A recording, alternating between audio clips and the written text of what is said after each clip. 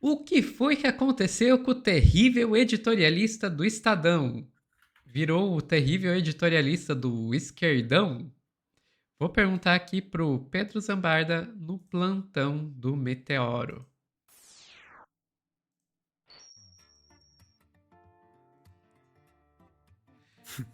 Donald Trump conseguiu fazer a proeza de fazer até o Estadão parecer esquerdista.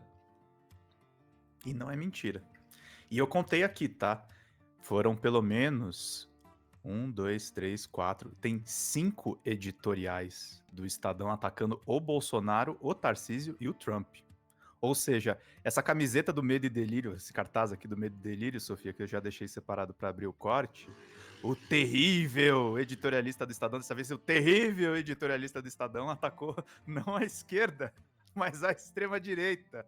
E por absoluta falta de opção, porque, na verdade, quem é que fez a encomenda para os caras atacarem dessa vez? É o agronegócio que sustenta o jornal Estado de São Paulo. O jornal com praticamente quase 200 anos, existe desde a proclamação da República, ainda na mão da família Mesquita, mas com dívidas impagáveis, ou seja, o jornal também funciona em função de bancos, funciona em função de vários interesses da elite paulistana.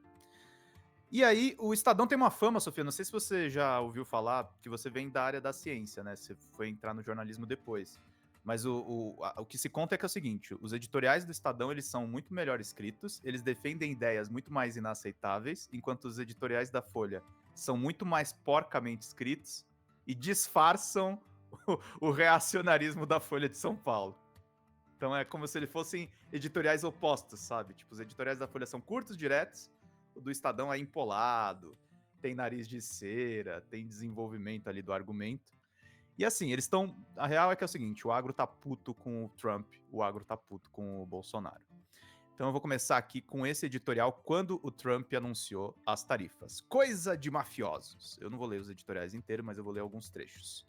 Que o Brasil não se vergue diante dos arreganhos de Trump e que aqueles que são verdadeiramente brasileiros não se permitam ser sabujos de um presidente americano que envergonha a democracia. Nossa, parece até um editorial do DCM.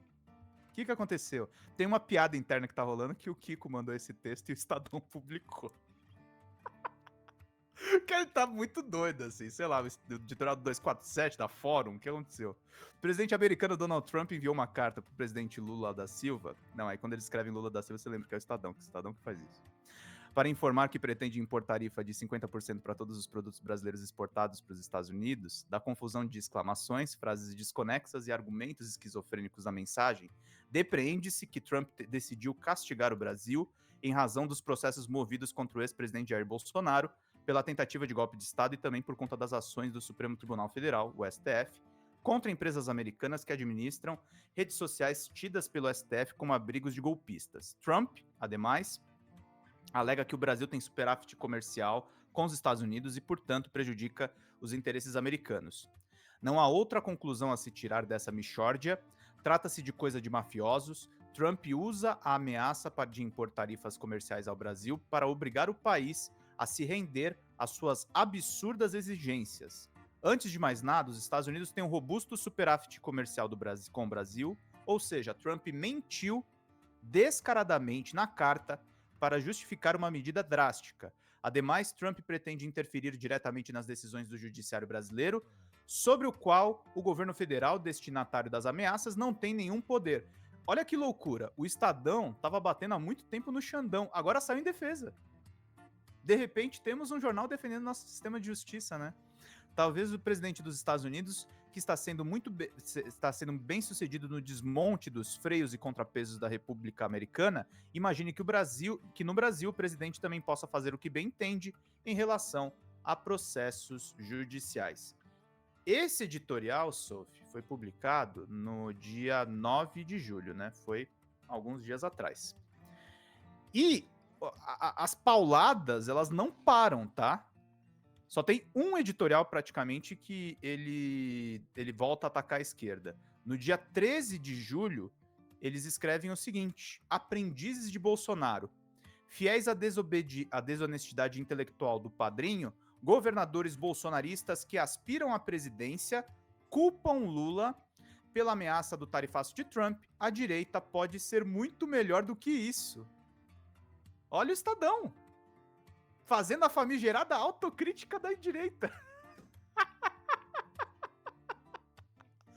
É muito louco, cara. Assim, é uma editora. Pra quem não sabe, aliás, é importante ter esse corte pra isso, tá? Editoriais são textos que representam a opinião do veículo. Podem ser textos sem assinatura. Quando é sem assinatura, geralmente os donos colocam como opinião do veículo mesmo. Ou podem ser assinados. O Estadão tem um corpo de editorialistas. São 10 editorialistas. Eu já fiz reportagem sobre isso, ligando para os editorialistas quando eles atacaram o Glenn Greenwald na época da Vaza Jato. E isso é comum em todas as redações, tá, gente? O meu site de games, o Drops, a gente tem uma seção de editorial que é a opinião do veículo, ou a minha opinião, no caso. Então a gente vai lá e publica as nossas opiniões. Tem veículos que têm menos editoriais, geralmente veículos com muitas vinculações comerciais, mas é normal isso em projeto de jornal de qualquer tipo. Tem editorial do UOL, tem editorial de site, tem editorial de diversas coisas. Isso é muito tradicional de jornal impresso também. A direita brasileira, que se pretende moderna e democrática, se quiser construir um legítimo projeto de oposição ao governo de Lula da Silva, precisa romper definitivamente com Bolsonaro e com tudo que esse senhor representa de atraso ao Brasil. Não se trata aqui de um imperativo puramente ideológico, e sim de uma exigência mínima de civilidade, decência e compromisso com interesses nacionais. O recente ataque do presidente americano Donald Trump às instituições brasileiras, supostamente em defesa de Bolsonaro, é só a gota no oceano de males que o bolsonarismo causa e ainda pode causar aos brasileiros. A vida pública de Bolsonaro prova que o ex-presidente é um inimigo do Brasil e que ele sempre colocou seus interesses particulares acima dos do país. A essa altura, portanto, já deveria estar claro para os que pretendem herdar os votos antipetistas que se associar a Bolsonaro, não importa se por crença ou pragmatismo eleitoral, significa trair os ideais da República e arriscar o progresso da nação. O Estadão tem uma história, gente, de 150 anos, e eles afundaram a República Brasileira. Então, quando eles falam isso, é uma porrada muito forte. O Estadão que tem bolsonaristas de estimação entre os colonistas, tá? Eu não tô dizendo que eles são santos. Mas é porque a briga dentro da direita tá feia, a ponto do jornal ficar contra eles. No dia 15, que foi ontem, eles publicaram mais um editorial contra o Bolsonaro, chamando Bolsonaro o patriota fajuto, e escreveram o seguinte: ao dizer que só a anistia aos golpistas salvará o Brasil do tarifaço, Trump, o ex-presidente, prova que não está nem aí para o país. Hoje, associar-se a Bolsonaro é ser contra o Brasil. E pau no Bolsonaro no editorial todo atacando ele. Além do Bolsonaro ser a vítima, aí eles atacam um cara que é um financiador muito mais próximo. Hoje, o Estadão publicou num editorial um texto detonando o Tarcísio, o teorema de Tarcísio. Trata-se de uma regra lógica. Quem se entrega a Bolsonaro se emporcalha no golpismo e não ganha do ex-presidente nada além do desprezo, mas Tarcísio tem uma alternativa: esconjurar o Bolsonaro. Sofia, eles estão desesperados, porque o Tarcísio não consegue largar do Bolsonaro. O Tarcísio bajulou o Trump, e eles estão pedindo a Deus que o governador de São Paulo abandone esse cara. Então, assim, foi uma sequência de pelo menos 5 editoriais. Ó, aqui tem 1, 2, 3, 4, e acho que deve ter tido um quinto que eu não localizei, para um editorial falando mal da esquerda. O Gabinete do Ódio do Bem, quando teve aquela reação que a gente colocou as IAs para atacarem o Hugo Mota. Então, assim, o Estadão tá mais falando do Bolsonaro ultimamente do que do Lula. É um fenômeno. O Bolsonaro conseguiu.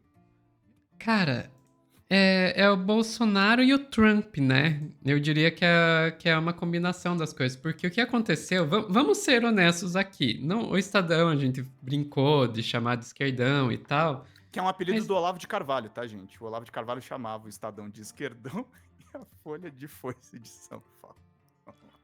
Vamos ser bem claros aqui. É óbvio que o Estadão não virou de esquerda. É evidente que não. O que acontece é que a gente está vendo uma disputa dentro da própria burguesia. A gente costuma dizer que a gente costuma pensar na burguesia, nas elites econômicas, como se fosse uma coisa homogênea, mas não são. Às vezes existem disputas dentro desse grupo.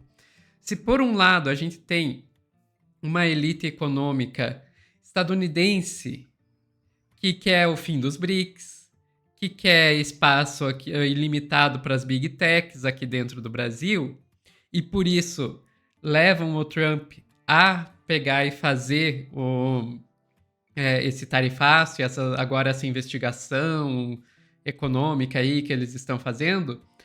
Por outro lado, a gente tem uma burguesia brasileira aqui que está sendo prejudicada por essas ações.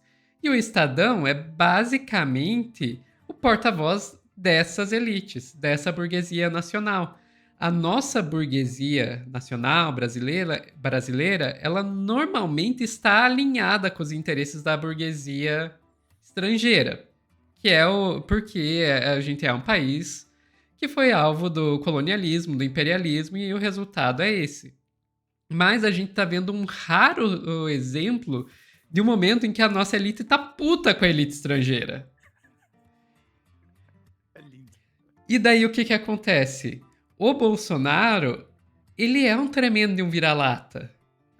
E é inegável que ele bateu continência para a bandeira dos Estados Unidos e disse I love you pro Trump, que mandou o filho dele, mandou 2 milhões pro filho dele ficar lá fazendo campanha contra o nosso país nos Estados Unidos.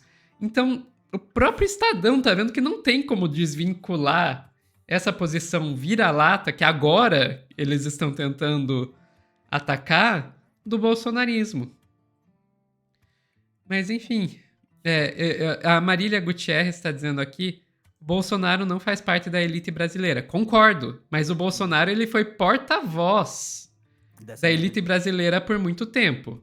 Inclusive do agro, inclusive da Faria Lima. Acontece é que agora que a Faria Lima e o agro estão putos com os Estados Unidos, o Bolsonaro já estava ligado demais a essa elite para conseguir se desligar. Então, pau no Bolsonaro. Pau no Bolsonaro. E daí eles estão com um baita de um problema, porque daí você tem o Tarcísio, que seria o favorito dessa elite brasileira, ele não consegue se posicionar. O Tarcísio, ao mesmo tempo que quer agradar essa elite brasileira, e daí vai lá e apaga a foto com o boné do MAGA, não pode se posicionar tão fortemente, porque senão ele perde os bolsonaristas. E se ele perder os bolsonaristas, ele não tem chance contra o Lula. Sim. Enfim. Uma coisa importante das pessoas saberem, por exemplo, dentro da própria família que é dona do Jornal do Estado de São Paulo, os filhos do Rui Mesquita, você tem o Rodrigo Mesquita, que é ligado à USP, você tem o João Mesquita, que é ligado a políticas ambientais, e você tem o Fernão Mesquita, que é amigo do Tutinha, e que é basicamente um bolsonarista que vive na Revista Oeste. Então você tem 3 irmãos primos da mesma família, todos antipetistas, acho que o Rodrigo menos, porque o Rodrigo acho que encontrou com Lula. E todos da mesma família, e representam a mesma elite. Entendeu? Um bolsonarista, outro pró-meio ambiente. Você vê também que a pauta ambiental também tá na elite, tá, Sofia? Aí o pessoal vai lá e faz greenwash. Diz que é Claro. ESG, diz que é sustentável e defende as maiores coisas horríveis do ponto de vista dos anunciantes, né? É isso. Pois é. É isso. Ficamos por aqui, Pedro. Ficamos por aqui. Pessoal que está assistindo ao vivo, não saia daí que a gente já volta com mais plantão.